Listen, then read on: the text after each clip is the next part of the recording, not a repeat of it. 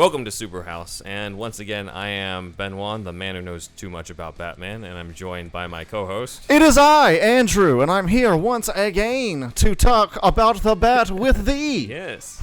So, and we have one more person joining us today, a very special guest of ours. So, just to give him a proper introduction, in 2003, Jeff Loeb and Jim Lee created the character of Tommy Elliot, also known as Hush. He's probably the most popular new Batman villain, single Batman villain, since then.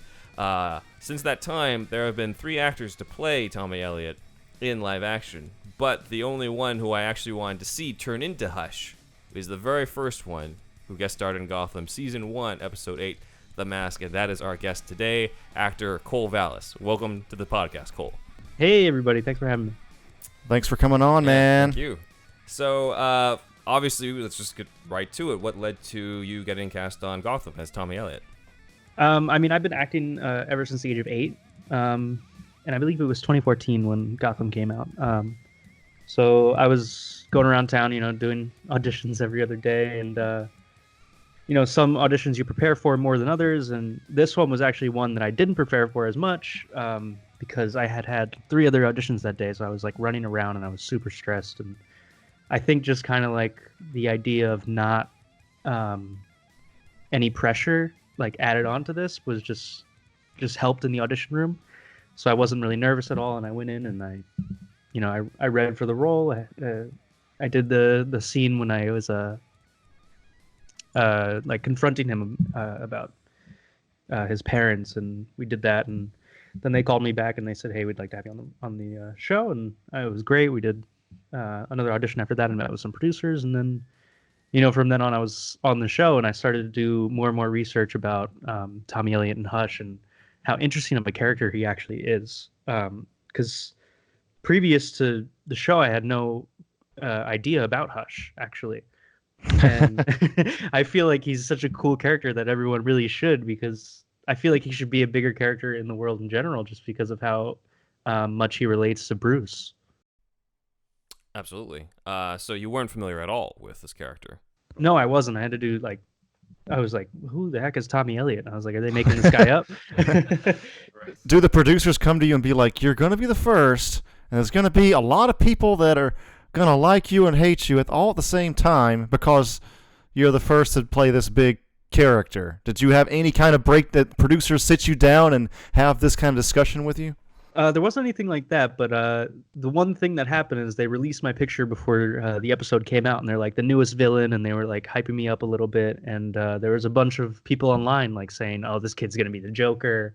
Oh, he's got the ugly smile like the Joker. That's him." You don't read the comments, it's man. Very flattering. Do not read the comments section. So that was my first taste of like internet comic section, and you get it from that, and.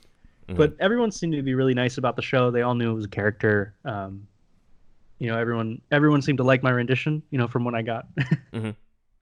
You're also the first one to get punched in the face by Bruce multiple times. Yeah, I am. So that's not, even if you weren't Tommy Elliot, that's still significant in the mythos of the show. In terms of yeah, his when first I'm 80 years fight, old, I can't wait to tell my grandkids that I fought Batman. Yeah, That's true. That's true, man. That's lucky. Yeah. That's good. So, what was your reaction then once you found out, like, oh shit, this isn't just some random bully for one episode. This is actually a future Rogues Gallery villain. Like, Yeah, this guy says coming. they told me that it was mainly just going to be one episode, and with a possibility of maybe further episodes in the future. Mm-hmm. But there was no type of what's it called, like guarantee that I would come back. Right. So we did that first episode, and we were, we shot everything, and then by the end of it, they're like, "Hey, we'll probably be calling you back. It looks like this character is going to do pretty well, so we'll see what happens." Then I actually ended up getting recasted, but that's a whole other story. Oh, yeah. We'll get into that later, or not, depending on how much you can talk about that. But Yeah. Continue if you have more. Yeah, so going on set, like fighting Bruce was a pretty big moment, and David, my co-star there, who plays Bruce Wayne, is an amazing kid, awesome actor. It was interesting because I did have a stunt double that day, but I didn't know the proper protocol on how to ask for a stunt double. Okay.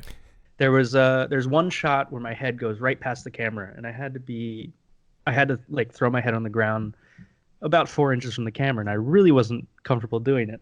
But I had no idea how to ask for my stunt double, and they kept, my stunt double would come over and be like, "You doing okay?" Because I had the knee pads on, I had this whole thing, and I'd be like, "Yeah." But I didn't know that was him asking, "Should I be doing the shot for you?" So I ended up having to do all my own stunts, kind of like Tom Cruise. Wow. Even though it's not really huge stunts, it's just a little punch. But that was just something interesting to me that I learned that day about the proper protocol. Can I get a stunt double in the scene or not? Well, it is fascinating because it's easy to forget. It's just one. When we watch the episode, it's just like one little scene. He punches you like 2 or 3 times, and then you're like, okay, like we can't imagine that could have taken a lot of time. But in production, that actually would, I imagine, based off what you just told us, in terms of like you on knee pads so that you don't like hurt yourself when you fall down, all the stuff, the fake blood. I imagine like there's a lot that goes into it that we just don't think about as an audience. Yeah, I mean, we had 3 cameras shooting that day. Probably took about an hour and a half to 2 hours to shoot that scene. We go through every scene a couple times, 3-4 times, and then move all the cameras. I had gotten there. We were shooting near Central Park, and I had gotten there around 8 a.m.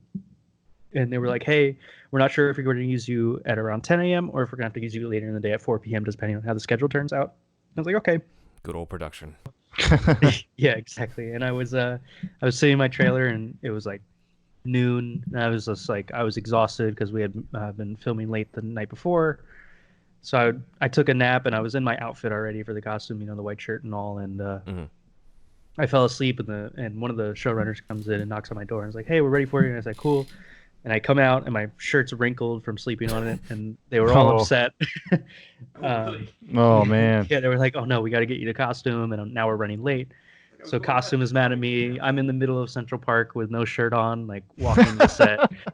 Oh, There's like man. 10 people around me ironing a shirt, and I'm like, "Oh, God." So that was a lesson to not fall asleep with my costume on. Right. I don't sound very professional right now, actually. Oh, I mean, you were, what, you were 14, 15 at the time? Yeah, I was 14. I had just turned 14 like that day. Yeah, we can't. Oh, really? It was your birthday. Oh, shit. I Wow. didn't know that, too. Yeah. Happy You birthday. got punched by Bruce Wayne on your birthday. Yeah, pretty amazing experience. Good amazing. present, I'd say. Your stunt double was over 18, I take it? Yeah, he was an adult man, maybe in his late 20s, early 30s. Okay. Interesting. But just of a similar size to you. Yeah, Probably a similar size. shorter They guy. cut his hair the same way as me. Okay. Yeah, it was pretty interesting seeing him side by side. Yeah, that must be Oh, surreal. that's my double. Yeah.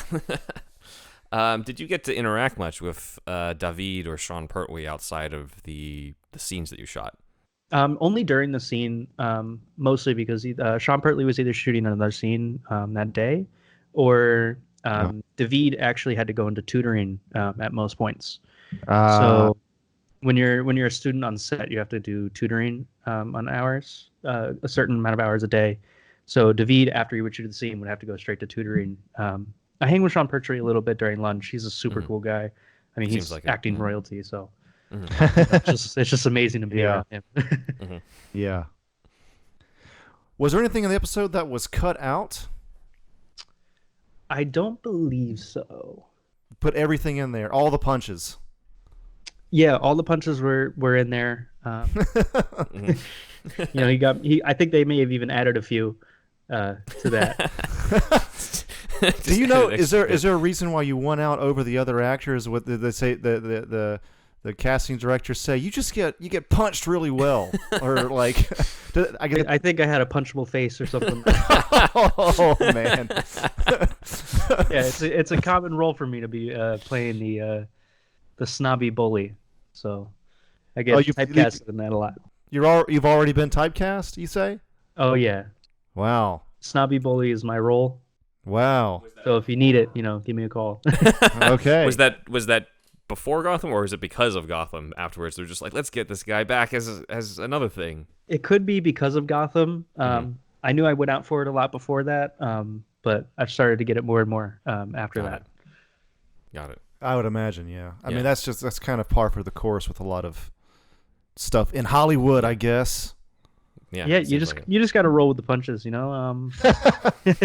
Literally, yeah. It's never just about your acting style. It's about how you look. It's about your eye color. It's so many different things, you know. I learned to just brush it off my shoulder. Mm-hmm. Yeah, you kind of have to. So you brought up like, hey, you know, we might bring you back and everything. You know, just to bring up my own opinion, I was actually pretty pissed when season 4 came along, and it was, all due respect to the other actor, it was someone else as Tommy, and it wasn't anything like the Tommy that we met or anything like the Tommy in the comics. Seemed like there was no point whatsoever in saying that was Tommy Elliot. And I was looking forward to seeing more of you after that episode, or at least the fact that here was a future Rogues Gallery member who, unlike Riddler or Penguin or anybody like that, was like the same age as Bruce Wayne and was at his school. Like, you could have so many different stories about the development of this character and having him turn into Hush. But, you know, I don't run Gotham, so whatever. Please talk shit about those producers now. Show's That over. did not The cast show you is again. over. Spit out so much venom. Current. No, I'm just kidding. Yeah. No, but is there? I mean, if you're not allowed to talk about it, we can edit this out. But is there a story behind how come season 4 came around? You weren't were you not available? Like, what happened there?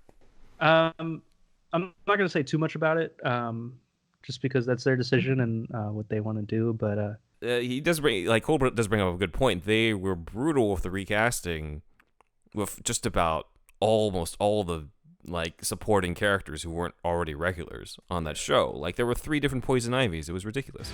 Hey everybody, it's Andrew. I just wanted to tell you about our friend Israel's retro gaming shop, RetroCo. If you go to retro-ko.com, you'll be able to see all of his retro gaming goodies. If you wanted to get that Sega Saturn hidden gem from back in the day, or if you wanted to get the Famicom disk system that you never got as a kid, or any other type of retro game that you were into, or import game, please go to retroco.com. That's retro-ko.com. And if you use the SuperHouse code Johnson's Ballsack, you'll be able to get a little bit of a discount at checkout. So please, once again, if you could just go to retroco.com. You can also go to facebook.com/retroco with no hyphen. That's RETROKO. You'll be able to find him on Facebook as well.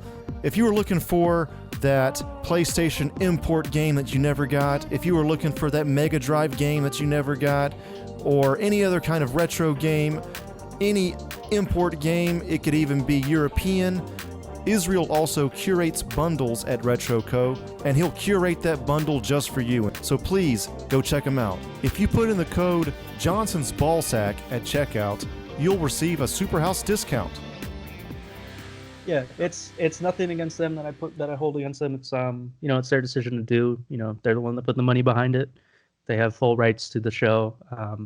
Personally, it puts a little chip on my shoulder. It makes me want to be better. So I spun it around to a positive, you know. Right. Why do you have to be so gosh dang reasonable?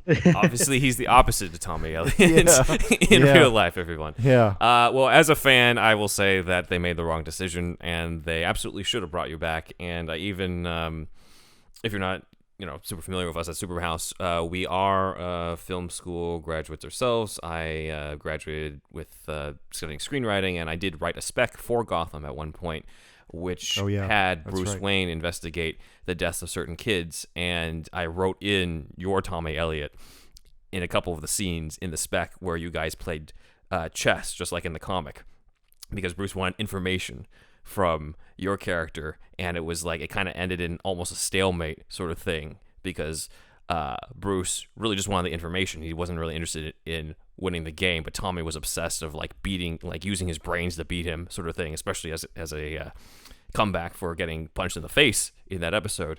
And then Bruce, once he gets the information that Tommy slips out, Bruce just leaves the chessboard, and Tommy's like, "Wait, come back!" And then that was the end of the scene. But would have loved to have seen you do that. Obviously, it's a spec script, so like usually they don't make those, but it is. That's how much of I was invested in seeing more of Hush, because I just was fascinated with this idea of seeing more and more development of what happened after that episode. Wonderful, man. That means a lot. Thank you. Oh, no problem. Do you still keep in touch with anybody from Gotham, like David Mazouz? I don't really keep in touch with anybody too much. There was a female actress that played a police officer. I'm blanking on her name right now. But I do keep in touch with her a little bit. She was just a friend before Gotham, so it wasn't. Victoria Cartagena. So, Okay. I keep in touch with her a little bit. So we've always been acquaintances, and yeah, I mean that's really the only person. Nice. Did you meet on the show, or did you guys work on something else beforehand? We had met in acting classes before that. Nice.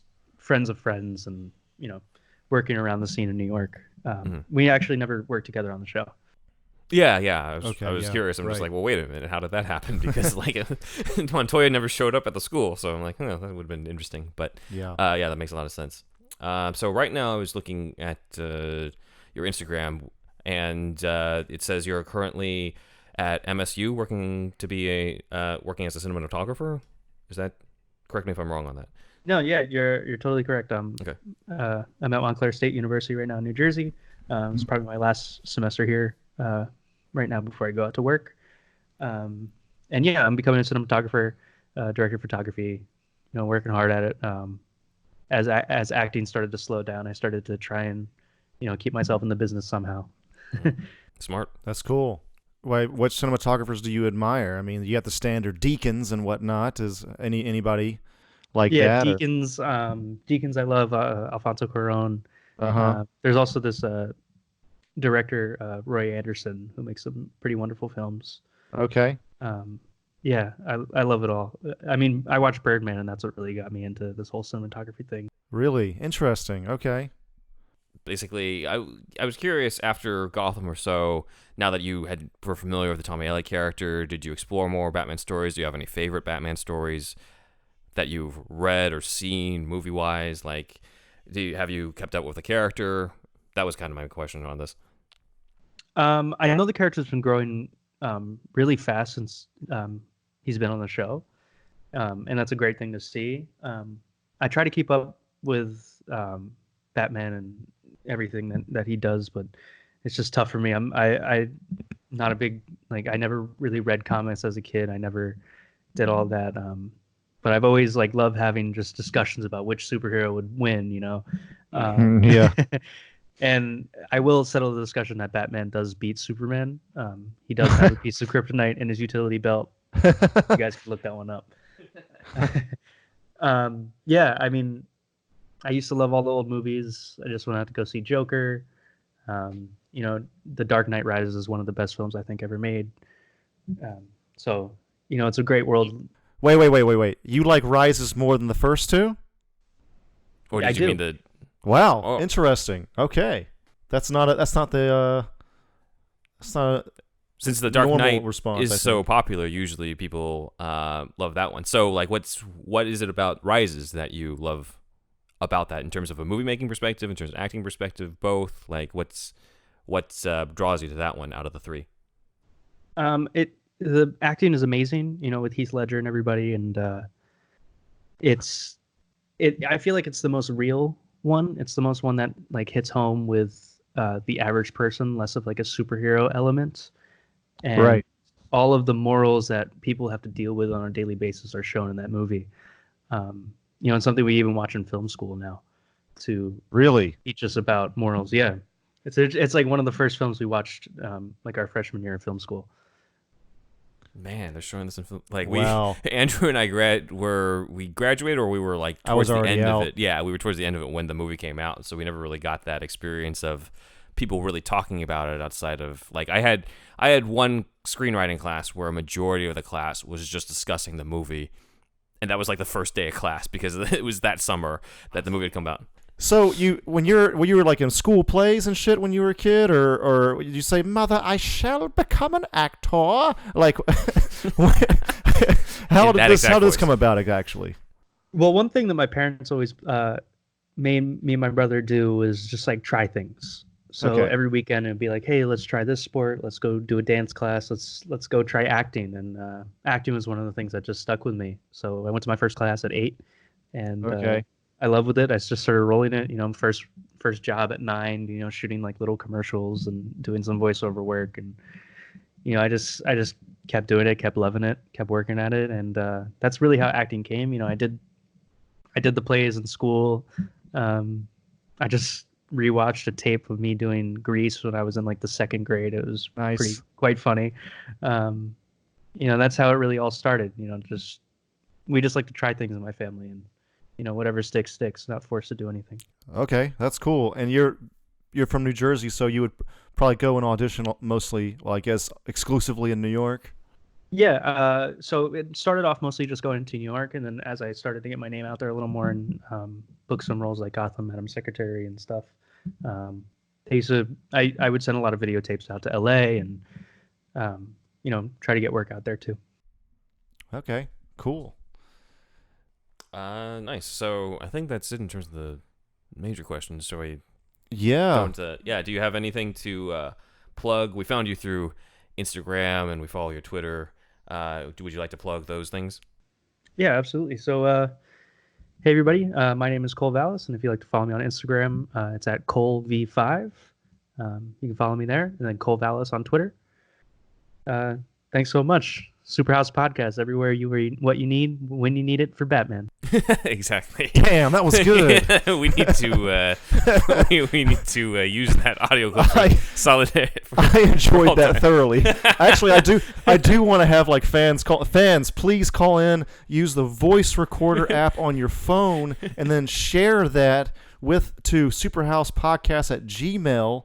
Please send us a recording of you saying, like, I fucking love Superhouse, or you're now listening to Superhouse, or something like that. Well, we now have a Batman villain saying that that we're listening to Superhouse. So that's Can nice. you say it as Hush now, bro? Yeah, I'll do it again for you. I'll get it a little better. Oh, hell yeah.